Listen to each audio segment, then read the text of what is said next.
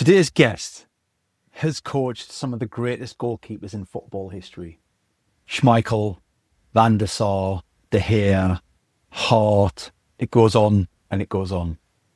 But Eric Steele's story starts far from the bright lights of Old Trafford and Sir Alex Ferguson. From a young lad at Wallsend Boys Club to becoming Manchester United's trusted goalkeeping coach, Eric learned that greatness isn't about talent alone. It's about discipline, communication, and always evolving. In this episode, Eric opens up on what it really takes to develop world-class keepers, how coaching has changed over the decades, and why understanding the person matters just as much as perfecting the technique. This is more than a conversation about saves and clean sheets, but it's a deep dive into mindset, leadership, and the legacy of one of football's finest teachers. I'm not going to lie, I had to contain myself in this episode, and I hope that energy shines through. This is a man who's worked with some of the most amazing footballers and managers in the world. And I had to work really hard to keep this conversation on track because there's a million questions I could have asked Eric that I couldn't get to and stay true to the podcast. One of these days I might take you behind the scenes to what questions I got to ask afterwards as well. But I hope you enjoy this episode, and please share it with your friends and family. If they're a Manchester United fan, they will know this guy extremely well. He needs no introduction. Enjoy.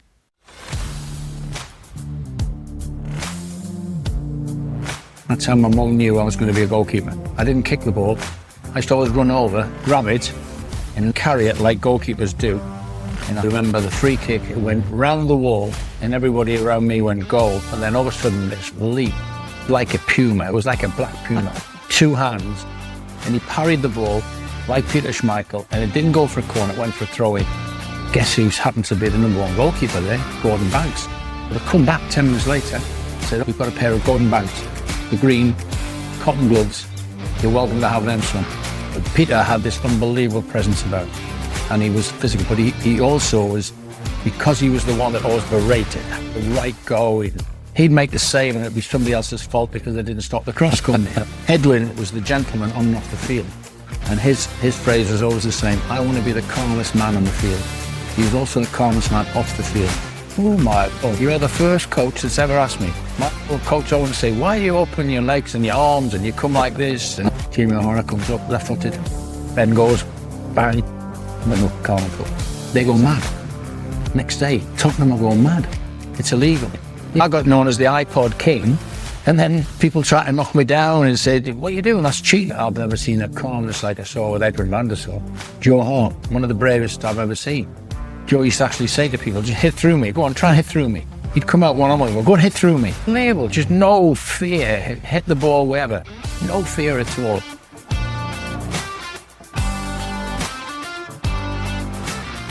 Hello, welcome to this month's episode of the EvoGK Podcast, Catching Up. Today I have the absolute pleasure of being joined by former Manchester United goalkeeping coach Eric Steele. Eric, welcome to the show. Good afternoon. Pleasure to be here.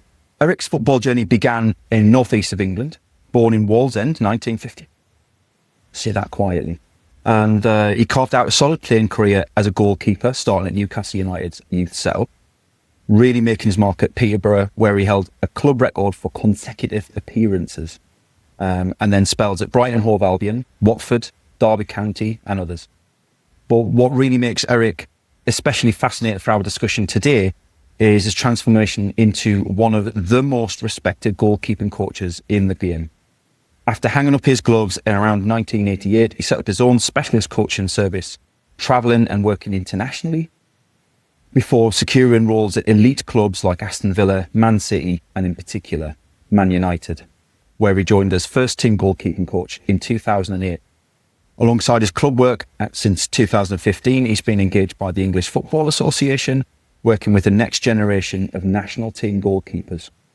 In short, we have someone on the show who immediately knows the player-to-coach journey, has operated at the highest levels of the game, and brings both practical hands-on experience and strategic thinking about how goalkeepers develop, perform, and evolve.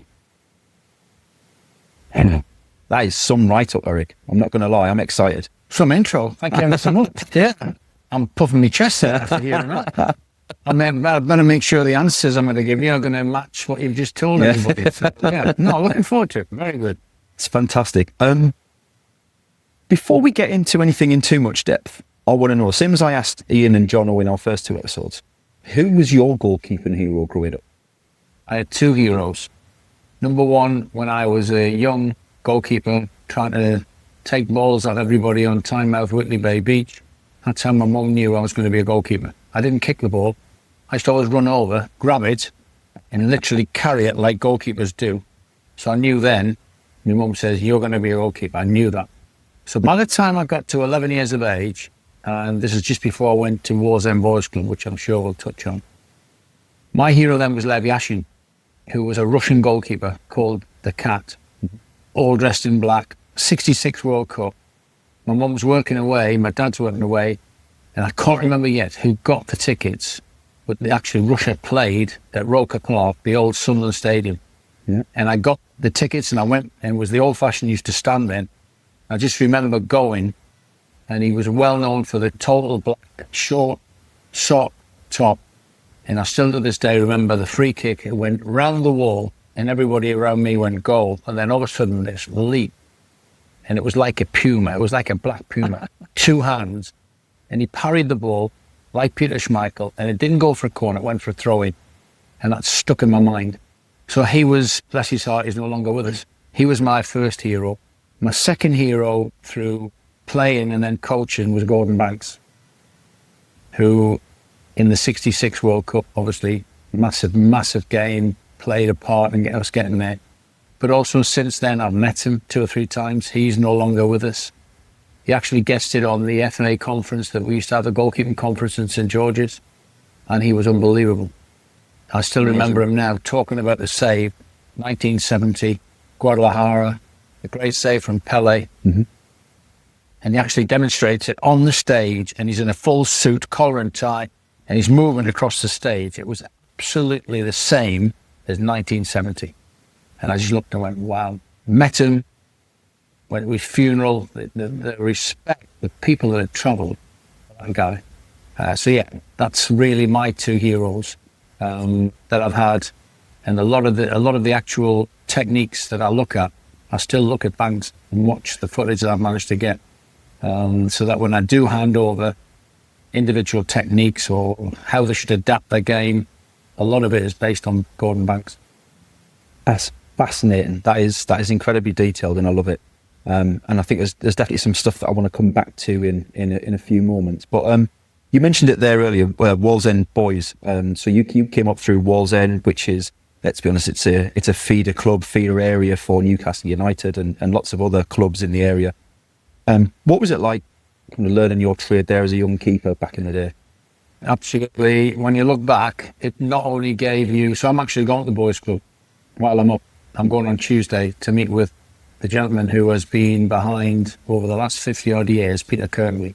He is scouted for Newcastle, but he's also looked at the Boys Club. He's seen it develop, along with Steve Dale, the chairman. And they have now been responsible for 97 players in the 50-odd years have actually gone into pro football and earned pro contract. So I was one of the first. Mm-hmm. I signed for Newcastle in 1972. But since then, there's 96 have followed that. So what that gave was, initially, when you went to the Boys Club, it wasn't just football. It was going, you get home from school, homework, then you go off to Wallsend Boys Club and you play table tennis or you play billiards, whatever. But you train as well. We actually did train, one of the few clubs in the area that we trained twice a week. Mm-hmm. We were taught discipline. We were taught standards.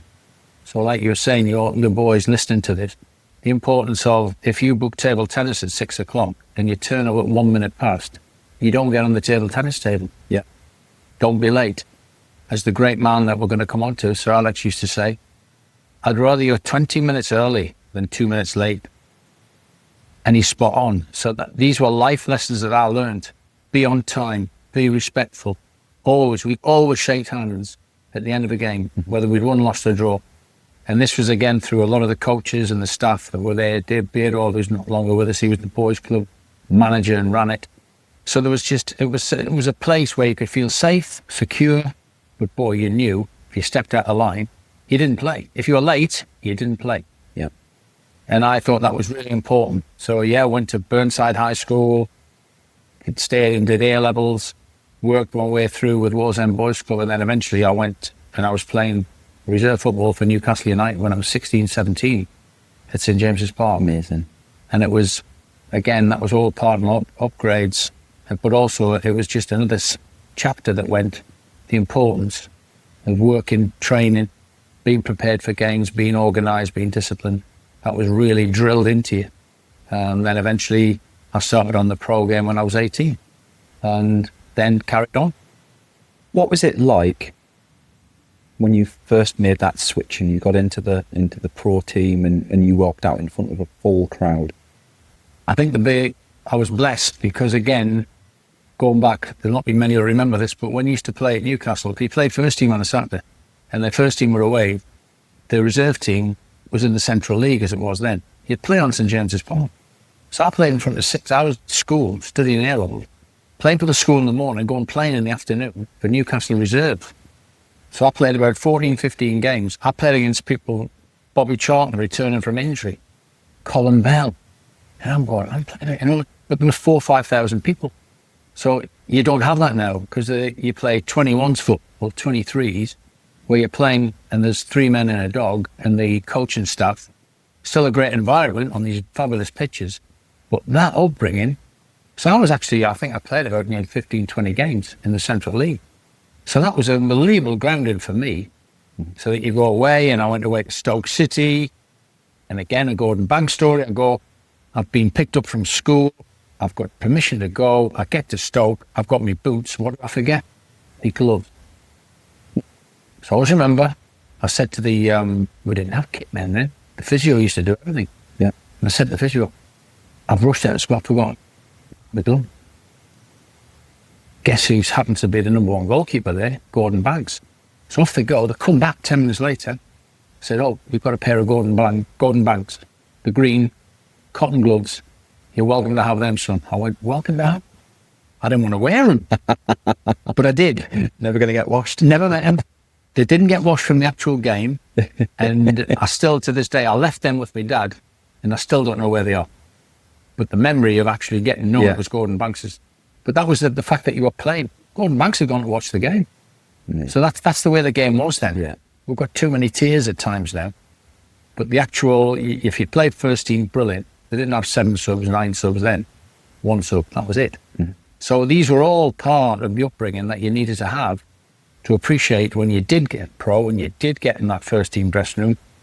That was just the start. Yeah.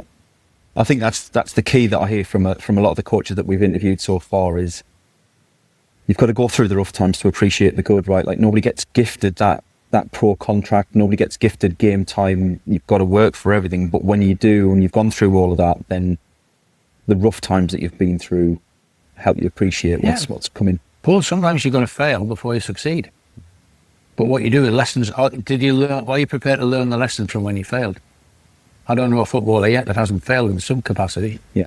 Whether he's missed a tackle, whether he's handballed accidentally, missed a chance from 3 yards, all the various excuses will hear. Oh, yeah, I miscued. Yeah, the wind blew it the other way. At the end of it, sometimes it doesn't do any harm. Yeah. As long as it's part of your learning process, and that's both as a player and as a coach. Yeah. So then I guess, when we look at what you talk about, the level of professionalism that you were taught at Wallsend Boys Club, then do you think that that's kind of, we talked at the beginning about, you've got the record for the consecutive number of appearances and you racked up hundreds of appearances as a player. Do you think that's what instilled that level of dependability for you, that kind of there was nothing going to stop you from playing week in, week out, and you were going to, I guess, look after yourself in order to make sure that you could do that, right? Without a doubt. Part of being a professional, I do it now, where I go into clubs and I'm helping people as a consultant, and I'll say, you're having issues with certain players, tell me what to do. Ask them to spell professional, which some of them can't. When they can't spell professional, ask them what that means to them. And it's amazing the answers you get. What you're looking for is what you would expect from your parents, where they'd say, what do you think? Being on time, never late for meeting, turn up smart, be prepared to listen, be prepared to ask questions. All the things that we put into that. So I was given that So what I've done is lessons learned again from when I literally moved from playing into coaching, which a lot of the lessons I had as a player I carried on into coaching. And that's part of it, where I always say to the coaches, don't be afraid to ask the player. Yeah. How do you feel? What do you think you need more of? What went wrong last week?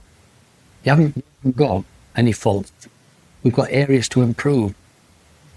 Yeah, all of a sudden. So if again, I went away and learned psychology, which I think is important, especially for goalkeepers, but also for goalkeeper coaches, because the role in the last 5-6 years has totally changed. With that in mind then, what was it that made you consider the leap from playing to coaching? Because whilst everybody retires at some point, not everybody decides to take the leap into coaching, and lots of other people go off and do all sorts of interesting ventures. Somebody told me, and I still to this day, I think it was the youth coach at Newcastle when I was there. He was a winger, ex-player, Jeff Allen. And he actually said to me, I played for his youth team when we won the Northern Intermediate League, where Sunderland were playing at Middlesbrough, Sheffield. So it was basically in and around the north of England. And he actually said to me, do you know what, Steele? He says, if you don't turn pro, I'll tell you what's going to help you. Be a coach as well. I think it'll help your game. It'll improve your game. And I did. So I went off. Then he had like a prelim. And I went to Durham College when I signed pro, and I went and did. And there was no goalkeeping courses then. It was purely outfield. And I did. I went on that. And it's something that I'll actually advise a lot of goalkeepers, players to do. Don't wait till you're 34, 35, then go, I should have done that course. I should have done the A license, should have done the B. So that really was sound advice. That did help me. And I've known other goalkeepers where I've said, go and do exactly what I was told to do. And that's helped. So I think you need now as a goalkeeper, it's not enough just to keep the ball out of the net, even though that is still the most important job. But you have to understand the game. And I think as a coach, if you're playing and coaching, I think you'll definitely understand and you'll value the game more. And I guess there's a certain amount of self-belief in there as well, because it's not everybody believes, there's a lot of imposter syndrome that sits in there and goes, well, why would anybody want to listen to me? You know, you're talking to a young 22, 23-year-old goalkeeper. I've achieved nothing yet. Why would I want to be a coach? What would your answer be to them? What you have to have is you have to gain the knowledge and the experience. So a bit like I've said to a lot of the outfield coaches, if you start having to go goalkeeper coaches, just remember, we go and do your B license outfield, then we do the B license goalkeeper. We then do the A license outfield, and then we do the A license goalkeeper. How many goalkeeping courses, badges have you been on? The answer always is no. Yeah, but you're just goalkeeper. They're just goalkeeper coaches. So what I always say to the coaches that I've helped through the FA system, so anybody who's been in the FA system will always get full support from me. So if somebody rings me, and I get nearly always in the January or the summer window, Steele, I need a goalkeeper. Steele, I need a coach. What level? He might be YDP, youth development phase, professional period. Okay. Very quickly, I just run down the people that I've worked with. Even though I've been retired 3-4 years, I still know where they are. Yeah. So what I always say to them is, what you have to be prepared for is, when you are asked your opinion, make sure you've got one. And it doesn't necessarily, so it's no good just saying, yes, Paul, I agree with that. No, Paul, you've got to put some reasoning behind that.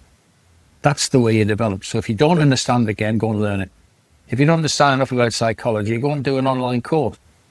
If you don't know enough about weightlifting, go and do the bowler course. So which I did. So then when sports science comes in and the fitness coaches, I know exactly what I want when I say I want Olympic lifts done. I want a clean. I want a snatch. Snatch is important for the goalkeepers. Why? Because they've got to have the reach for that top corner. What's behind it? Well, you make the athlete in the gym, you make the goalkeeper on the grass. Yeah, that hasn't changed. What has changed is the amount of people that have gone into sports science now from all different domains, and you look and go, wow, experience that they've got. But again, they understand the game. Yeah. So I keep saying to coaches, why did you do that warm-up when it or no relationship to the actual session you just coached? So your preparation has to be thorough. Do you plan? Do you do the coaching? Biggest thing in coaching, do you review? Excuse me, a lot of them don't. And I guess then with that in mind, you've worked with, and we haven't really got into this yet in the intro, but you've worked with some of the biggest names in football, and certainly in goalkeeping. So Van der Sar, Edit, David De Gea, Ben Foster, Peter Schmeichel, for crying out loud. Like the boy fan in me sitting here, just like, I've got so many questions that I could literally keep you here all night asking questions about even just Schmeichel on his own.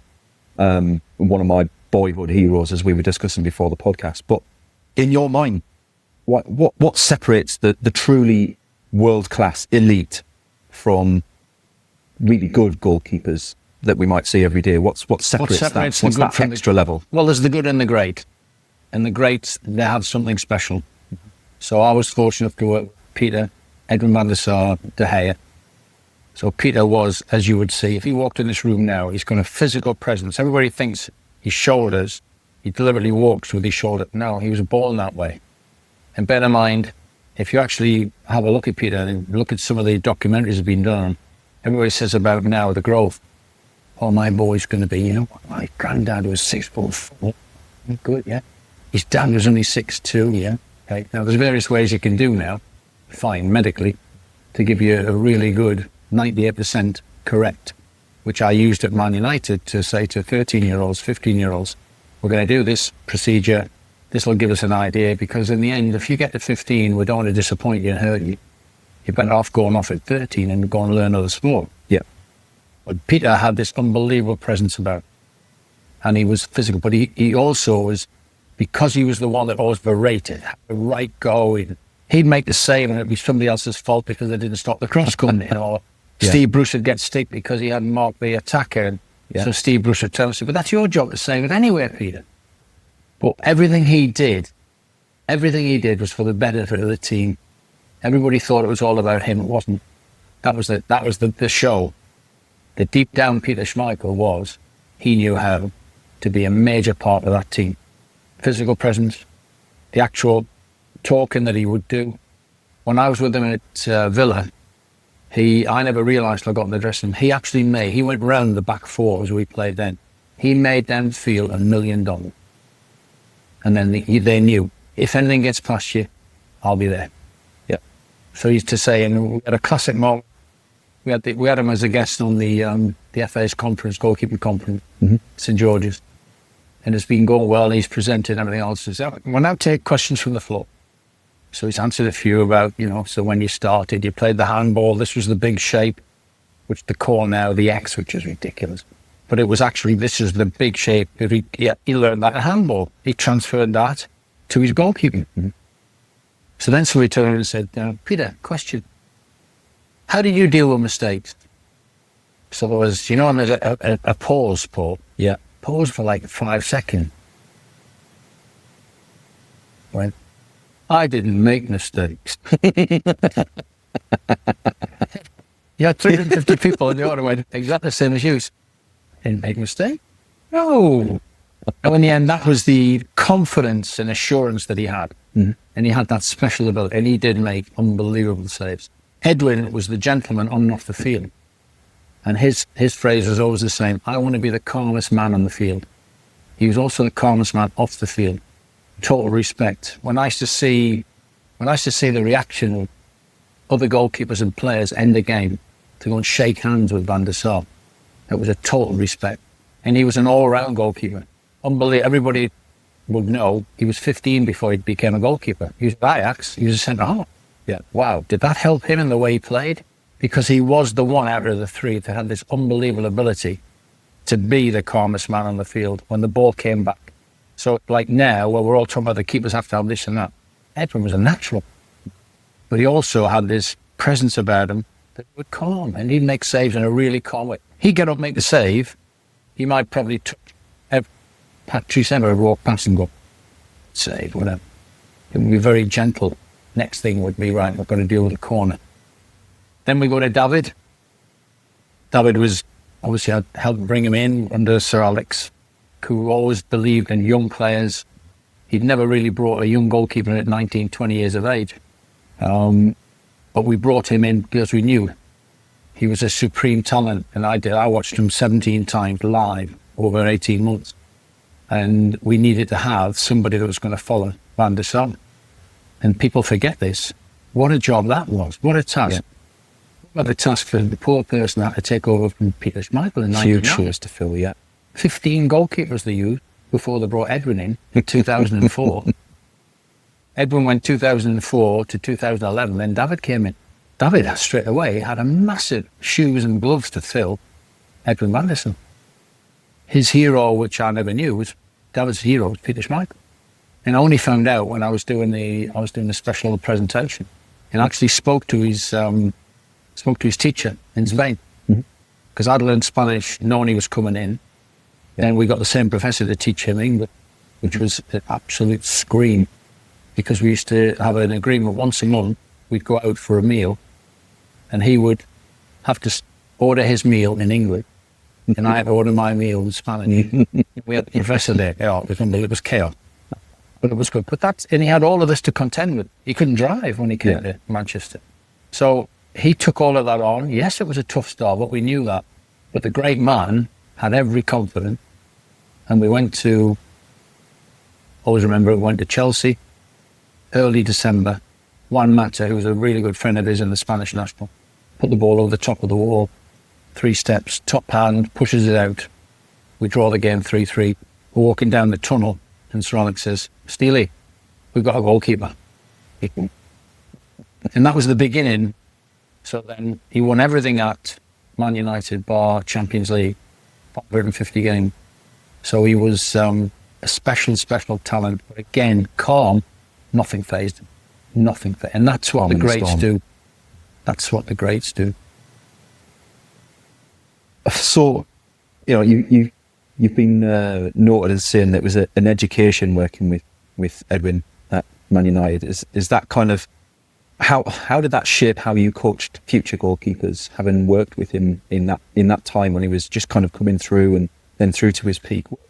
What lessons did you take for the younger keepers from that? I think probably the most successful part of was I was a good listener as a coach, which I always say to people, listen. And I've kept diaries. I've got in my loft at home, I've got diaries. I've got every session I coached over 40 years.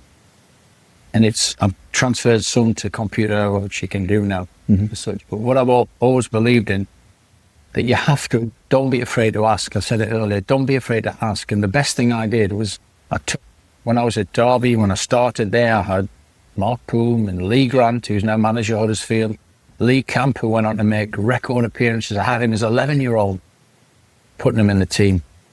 And I left there and I went to Aston Villa. And I've got Peter and I've got Thomas Sorensen. But the one thing that it gave me is that experience of working under Jim Smith, Steve McLaren. Then I went to Villa and worked with John Gregory, who I played with at Brighton and Derby. And then I went from there to Man City with Sven Goran. So by the time I got to United, thank goodness, I'd been through 3 different real terrific coaches, man management people. And I don't think I would have had as much success in my coaching career if I hadn't listened and learned through that process. So I'll go back to it. I made a mistake, but the one thing I learned, and Peter always remembers this, my first meeting with Peter is I turned and I said to him, "What do you need?" "Oh my God, you're the first coach that's ever asked me." My old coach always say, "Why are you opening your legs and your arms and you come like this?" And I said, "No, what can I do? I want to know, what do you need?" And he was coming to an end of a career. So he needed his body being managed. So we went through stuff and said, "Yeah, no, we can do that. We can do it post. There's no need for you sometimes to be out. You could have them on in the gym, we're on a stretch program, whatever, with physios." And that was why, and that really, I carried that through to my Man City days when I worked with Joe Hart and Kasper Schmeichel. Very similar. So Joe, you're 20 now, Kasper's 20, you're 19. What do you need? "Steve, I just want to keep training. I just love training." Joe would train from morning till night. Yeah. So you had to calm him down. Kasper was the same. He wanted certain things within training that you had to provide. So I was lucky that, again, because I'd been told to coach early, I had a lot of them lessons put into me. And I was 18, 20, and I was playing at the same time. So that was the bit, I think that people, and I've been asked this before, and people said to me, "So do you think you're a better coach than you were a goalkeeper?" And I go, you're probably right. So as much as I've won 6 promotions, played for my country, thoroughly enjoyed my playing career, but when I look at what I did and achieved, I mean, football's given me, I've been fortunate to play in a sport that's given me a living for 52 years. And I've been proud of that. I've been able to pay to stay fit. Yeah. So I get people moaning about, give over. The people would give, the people that come into now, the Stadium of Light, the people go into the San Siro, the North, St James's Park, they would give anything to have a year, a month, what a lot of the professional footballers have. So I never took it for granted. And I always looked upon it as, and somebody said to me, you asked me earlier, the answer to the question was somebody who was a gentleman called Alan Hodgkinson, who played for Sheffield United, England. He found Schmeichel for Sir Alex. He also helped me find De Gea. And he played for Sheffield United, England, not the biggest, 5'10". So he got told many, many times, you're not big enough. He just turned out with his good Yorkshire accent and go, yeah, but I'm going to be good enough. And he was. Now, he was my first real goalkeeping coach, 25. I played over 200 games before I got a proper coach. I had great help in the boys club, but they literally have a book under their arm, open the book and go, right, we're going to do, or at least to try. This was Peter Kirtley again. Yeah. And I valued that he actually took that time, and it was Alan Wade. Nobody had, that was the only book you could get then. Now you can go online, you can get whatever you want from anywhere in the world. But somebody then, a good friend of mine, turned and said, do you know what? He said, you'd make a really good coach. He said, but specialise. So I never wanted to be a manager. And that was really very much my way. I've still worked as assistant, no problem at all. But at the time, somebody told me at 25, 26, and I was working with Alan, he went, Steele, you'd make a great coach. Because eventually we're going to win. We're going to be full-time. So end of the 90s, we enter 2000. That's when the full-time coaches start to come in. I love it. There's just there's so many questions I could ask. One story I do want to hear though, Ben Foster and an iPod. Yeah. It's the early Jordan Pickford, isn't it? Yeah. Tell me about it. What happened?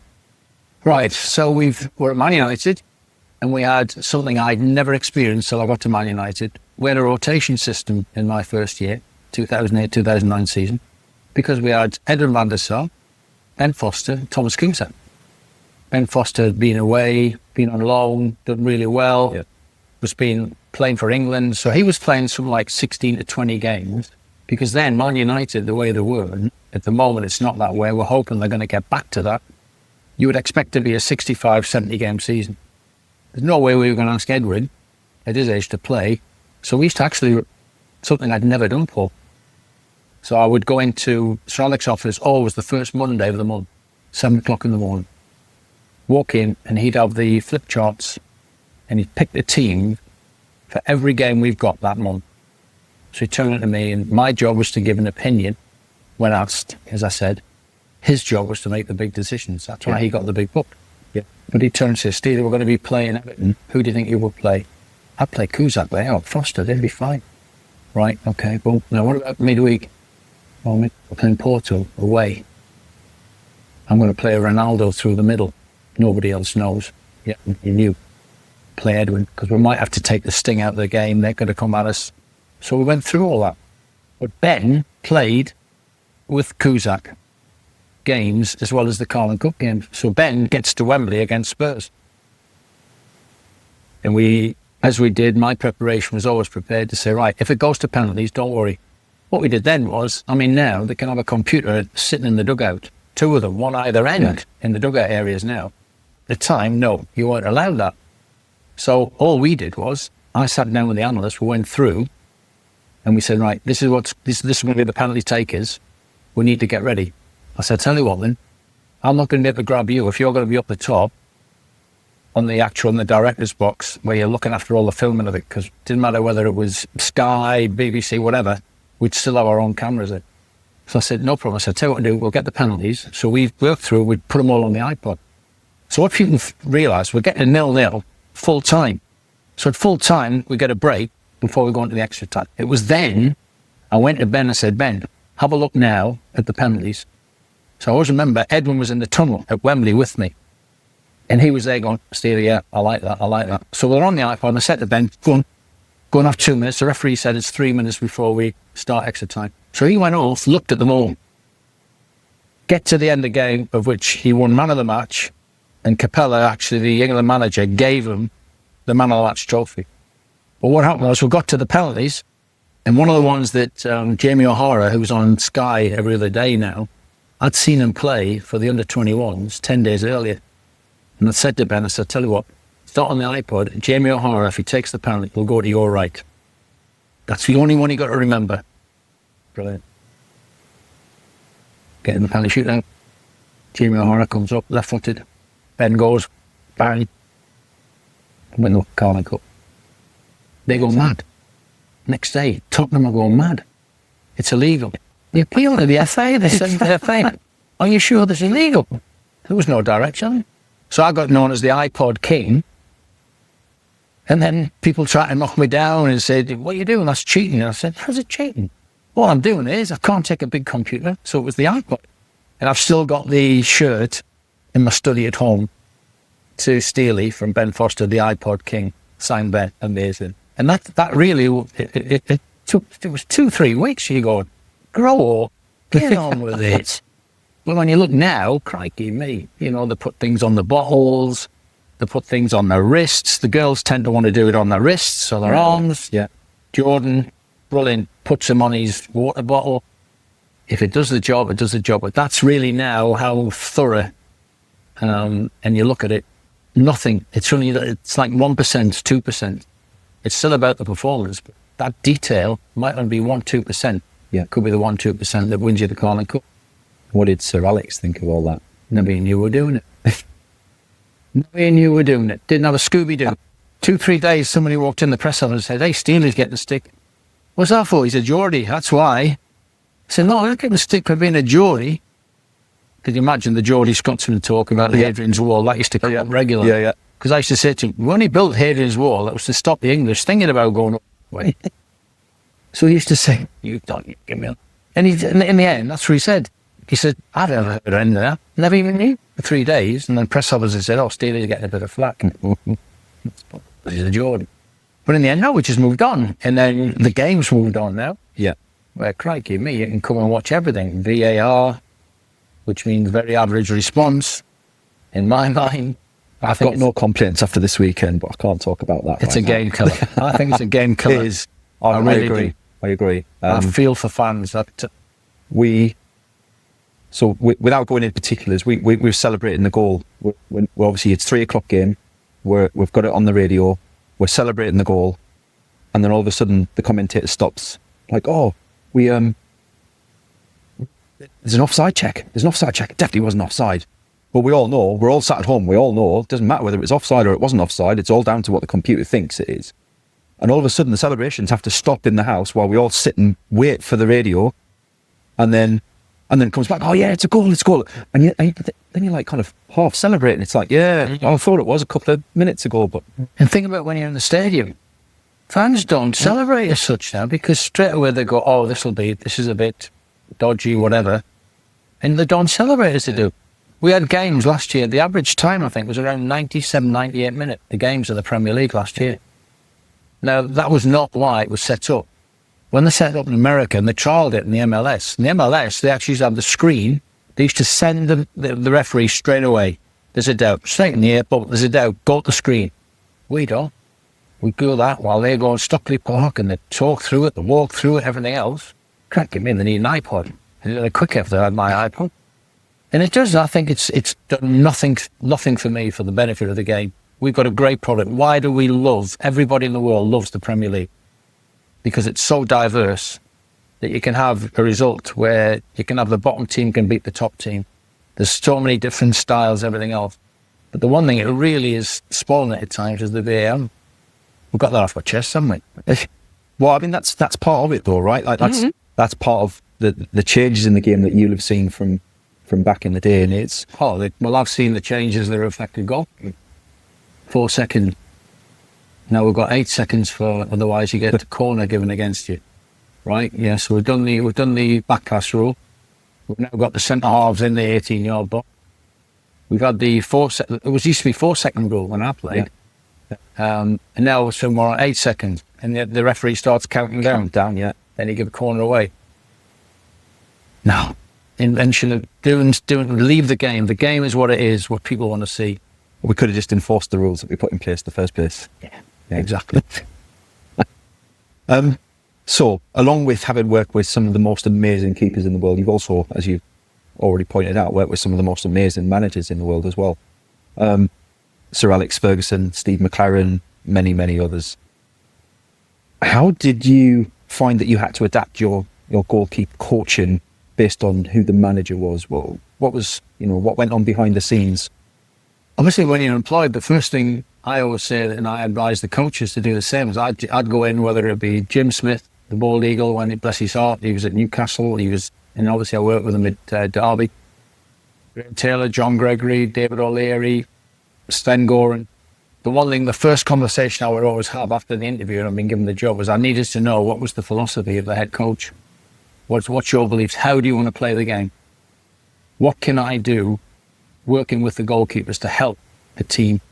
So everything was not about the goalkeepers in isolation. It was for me.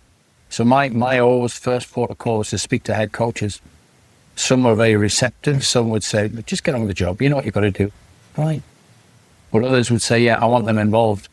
So like now, the modern coach, a bit like we've done today on these HQ sessions for Evo, is that's what that was about. Just to show them how we should interact more with the outfield coaches. Something I had a fantastic 5 years working at Man United when Sir Alex wasn't involved in the day-to-day sessions. He would always be there. But he left that to his assistant manager, Mick Phelan, his first team coach, Rennie Wildenstein, and myself, sports science, and the doctor. So there was constant meetings on planning, would review in the afternoons.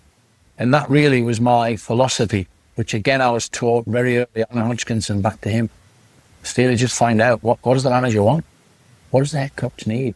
Is he going to be very direct? If you watch when Peter played, Peter never played in the era we've got now where he could, like his sons had to learn how to play. Peter was used to it. He was the best counter-attacker in the game. Not with his feet, with his ability to throw. Yeah. So I always remember when I got to Villa, Graham Taylor took over temporarily for 3 months and he said, we've got to utilise the best counter-attacking goalkeeper in the world. And it was to do with Peter. And I have got videos of him where he sets up Ole Gunnar Solskjaer. Throw, unbelievable. So if you don't find that out from your head coach, that's where your basis of your actual relationships. So I talk to coaches about you must develop your interpersonal skills, have to go on with your players, your goalkeepers, and the team, but also your interaction with staff as a vital, so that we're on the same page. You don't want it whereby the goalkeeper will go, no, we shouldn't play from the back, we need to launch it. Nobody doing that. Head coach wants to build from the back. Why? Well, we've got Scholes, we've got Michael Carrick, we've got Van Persie. If we hit the ball into him, he's going to chest it, we'll play from there. We can go wide. We can give it to Giggsy on one side, Valencia on the other. So if the throw is on, we throw wide. These are all things that you have to. It doesn't just happen on the... Yeah. Easier with ball with good players. Even easier with great players. Yeah. And I was witness to that. Then I went to Man Adaptability. United. Oh, Yeah. dear me. Simple. Give them the simple instructions, they just played. So then, taking what you've said there, combined with what we were talking about before in the changes in the game, the technology, VAR, and all the new rules and things, how do you think that's affected goalkeepers' mental game, if you like? How do they have to think differently now compared to what they did 10, 15 years ago even? Good question. They've got to think more. They've got to understand the game. And back to the thread again. If they don't understand the game, they are not going to be able to have the ability to play. Have a look at the breath fresh air clubs in the Premier League in the last 2-3 years. Brighton, Hove Albion, Brentford, Crystal Palace. What have they been asked? Their goalkeepers have been asked. The form that Deservey wanted. He wanted to be able to play. He wanted to be able to vary. Yeah. So Jason Steele might be in the team. Jason was very good. If they went to a team where they knew they'd leave space, we'll play Jason Steele today. Next game, they might want to invite the press on, invite the pressure, and we can play. So I think now there's more thought goes into it. It has to be. Yeah. And what you have to be then is, as goalkeepers, you have to be mentally stronger to say, yeah, can you handle that? Now, all I ever do is when I'm working with the outfield coaches, I says, I don't mind the fact that, yeah, we're going to look to play around, we're going to look to play through into the midfield areas. Shen have done it really, really well. They do it differently at Newcastle because of the goal with Nick Pope. Nick's not as comfortable as playing the short ball, but he's excellent at the throw, as we saw last week against Benfica. He's also excellent at launching the ball out of his hands or off the floor. So again, if you don't understand the strengths, you've then got to work that with the team. Hence the reason why my big push was today to watch the actual session back. I'll watch it. Is that you need to have the goalkeepers involved with the outfield more and more if you want to play that way where you're going to build. So it's a consideration that the head coach has to have with all of his staff, not just with his goalkeeper. With that then, who would you say has been the most difficult goalkeeper to work with? And I don't mean that in terms of them being difficult as a person, but what's been the biggest challenge? Biggest challenge? Do you know, I've been lucky. I have been lucky because I've worked with greats, good, really good people, good characters who will go under the radar, but they've still had a really, really good career. I very rarely had problems with goalkeepers because the one thing we have, as you know, there's a union and we do tend to support. I've never been at a club where we used to spend Monday to Friday, if it was a clear week, and I used to always say, okay, Monday, Tuesday is all about what we feel as staff, the goalkeeper, the players need. Fine. Thursday, Friday was about what the goalkeeper needs, but in particular, your number one on the build-up to the game. So we always worked. I worked on that theory for a long, long time, and other coaches, outfield coaches, said, Steele, exactly right. We'll do the shape on a Tuesday, we'll look at it again on the Thursday, blah, blah, blah. If you've got the best players, which is what I was lucky enough that I worked with Sir Alex, we worked on the 80-20% rule. Yeah. 80% was about us. So you can imagine mentally what that does for the players. 20% is about what we'll do when the opposition have got the ball. Now, if you've got that belief, and you instill that within your goalkeepers, and we do spend a lot more time on a one-to-one basis than the outfield coaches. But at Man United, it wouldn't be, if you walked in at 12 o'clock, you'd actually see 4 of the strikers working with a goalkeeper and an outfield coach.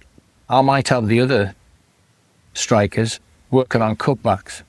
So amazing the goalkeepers were getting varied work the whole time because it was planned that way. So I never had, the one that was awkward at the time was Casper when he was just growing up, when he was actually 20 and he was just desperate to play. And he had Joe Hart as competition and Isaacson as competition, the Swedish number one. Yep. And he just was so impatient. So nothing gave me more pleasure than when he left City, went to Notts County's Fed, and he won his first medal as such. Different man. Then he goes on to Leicester. Imagine what the pressure he felt with the dad he had. Yeah. But then he went to Leicester and he won the league. And you go, wow. And he's all right. So yeah. I think, again, I look back and I go, very rarely, I can't even think of one. I had a problem with Victor Valdez. I went in for 4 weeks at Middlesbrough to help them out. And Valdez was coming to the end of his career and he was an argumentative. Yeah, and we had Brad Guzan, Kontopoulos was there, the Greek boy who used to be at Hartlepool. And that was a difficult 4 weeks. Well, I was only there 4 weeks, so I really don't account that. With Valdez knew, and end of the season he left, he went. Yeah. And it was understandable because he'd gone from that serious injury, and his career was starting to go that way. Yeah. We're not, Paul, in all honesty, no, there wasn't one that would handle go big problem. Yeah. Was the flip that on its head then? Was there a particular goalkeeper who taught you something that you didn't expect? Oh yeah, they all did. I've never seen a calmness like I saw with Edwin van der Sar. Joe Hart, one of the bravest I've ever seen. Joe used to actually say to people, just hit through me. Go on, try and hit through me. He'd come out one-on-one, go and hit through me. Unbelievable, just no fear. Hit the ball wherever. No fear at all. And then you'd get your people like Peter, and he would do things and said, unbelievable. He'd leads away. He's caught a cross, and I always remember David Waitron said, what's he doing? and actually ran out the box on a diagonal, rolled the ball. He couldn't have thrown it, and he actually hit a ball to Darius Vassal on a one-on-one with a defender. And I'm there, and they're all turning to me, Steele, what's he doing? I said, have a look what he's doing now. He's having a go at Darius Vassal because he didn't make anything of a great opportunity one-on-one. He put the ball wide. So you'd have loads of little stories like that. What always never failed to surprise me was the actual pleasure they got. And I always go back to the Italians were the best. So the greatest one for me, Buffon, who I met. Yeah. You watch the Italians. Yeah. You watch the Italians. If the defenders make a block, you watch. They're up. Fisting, high fives. Buffon, 20 minutes later, makes an unbelievable save. Cialdini, straight over. Well, I've never known anything like it. That was the thing I loved to see. Yeah. Edwin, when he made a great decision on an early free kick, set Wayne Rooney through after 25 seconds at Old Trafford.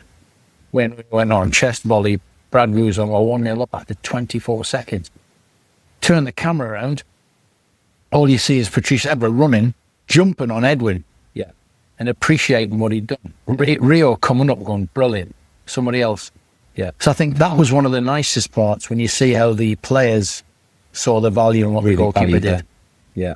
And I think, my boy looks at the Jordan Pickford. So, when you look at the way, and he emulates him on the pitch, he makes a great save and he's up celebrating. He's trying to rile the crowd up. He's under eights and he's trying to rile the crowd up. And I'm like, yeah, that's where, it's almost to a point where keepers get forgotten. It's certainly a grassroots age. It's very much kind of everybody else gets man of the match, and you can have a great game and all of a sudden somebody pops up and scores 2 goals at the death and wins the game for the team, and it's very easily forgotten. But like you say, I always find it quite fun to watch those moments where the goalkeepers get the recognition that they absolutely deserve. When you see it now, it goes in circles. Nobody wants to be a number 9 at the moment. Yeah. They don't want to be the 10, or they want to be the 6 or the 8 that are controlling the actual. So Casido at Chelsea, I want to be Casido. Why is that? I want to be a man at, I don't want to mention Newcastle in case it upsets you. But you've got Xhaka there now. Yeah. You'll find a lot of Sunderland fans wanting to be a midfield player. Now, it just goes in cycles. Yeah. Then all of a sudden it'll turn and it'll go, Man City, how many kids want to be Edison? Yeah. When they saw him not just making saves, but being responsible for 8-9 goals and assists. Yeah. So it is fashionable. Yeah. And it does come around and work that way. So at the moment, I listened to Alan Shearer the other day, I think it was yesterday before the game, and he was talking about, he said, I'm not too sure everybody in Newcastle wanted to be Jackie Milver, and they wanted to be Malcolm McDonald, they wanted to be Alan Shearer, Wyn Davis, all names that you're too young to remember some of them. Yeah. But ultimately, it was to be a number 9 at Newcastle. It was the ultimate. Yeah.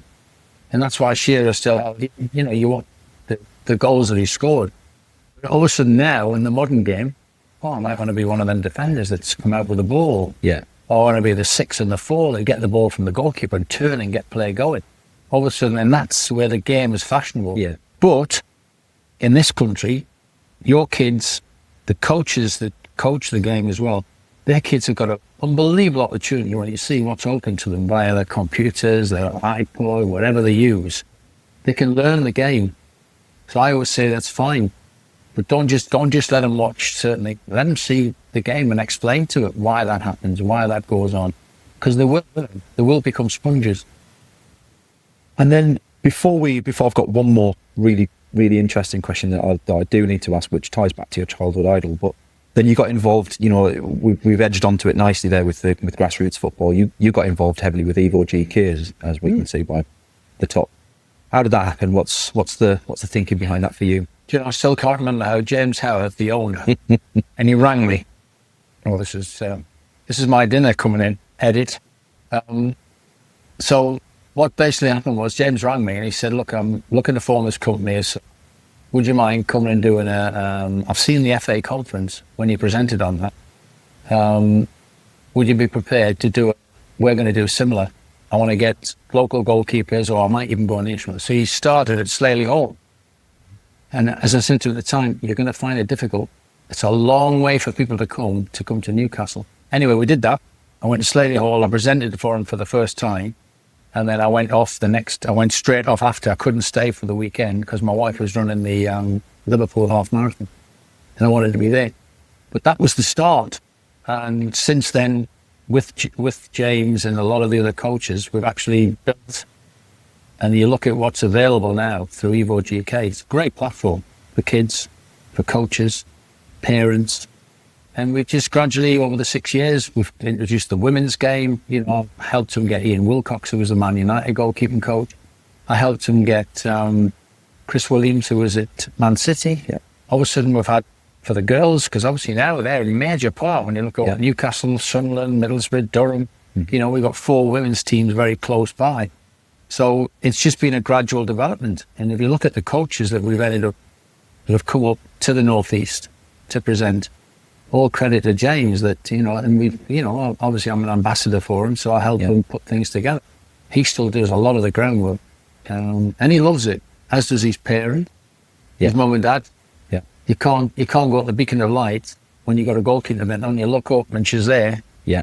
With all the shirts and the shorts, and she's talking to her parents. So it's a family affair. So yeah, it's been a pleasure to be part of it, and it's been great to see the way it's grown. And just today, I can't wait to see the footage.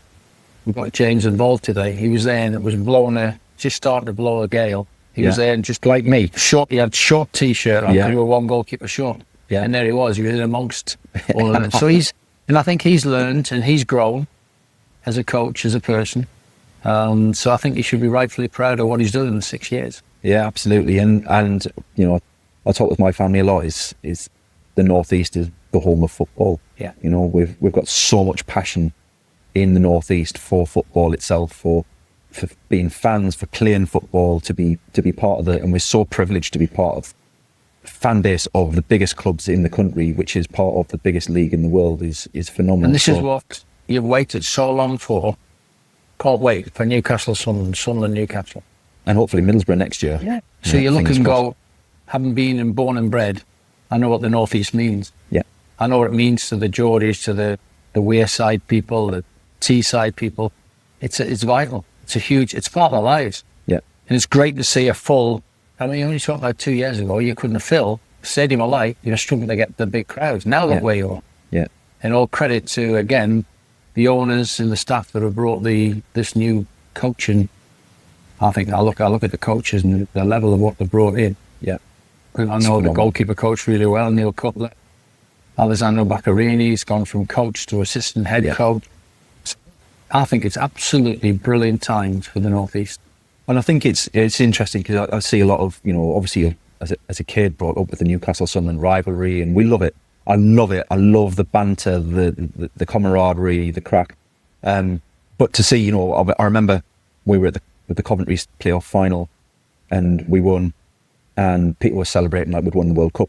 And it did feel like we'd won the World Cup, I'm not going to lie. And what was really fun was, I remember being on YouTube watching the highlight reel, and people underneath were commenting, oh, look at them over celebrating. There was a lot of Coventry fans on there. And I understand the bitterness. But the irony was there was a lot of Newcastle fans on there going, do you know what? Let them have their moment. Let them have their moment. And I think that is the spirit of football I see in the Northeast. That's the bit that I want to see going forward. Not going back to the hooliganism of the 70s, but you know, moving forward in, you know, the Northeast being the new Manchester of football, and long may it continue. Bring it back then to that last question that I absolutely have to know the answer to. So, your childhood idols, how do you think they would fare in the modern game? Yashin would have no problem. Again, they would have to learn the game in terms of the playing out. That's definitely, you know, people ask me that about Peter. Peter naturally goes, yeah, I could play this one game. He used to always go on the possession at the start. He thought he could play as such. He was the best ever at hitting the ball into a channel or whatever. Banks would have to learn the game. What he wouldn't have to learn is how to come and command and take crosses 8 yards out. Come and punch him to go 30 yards. Calm the whole place down.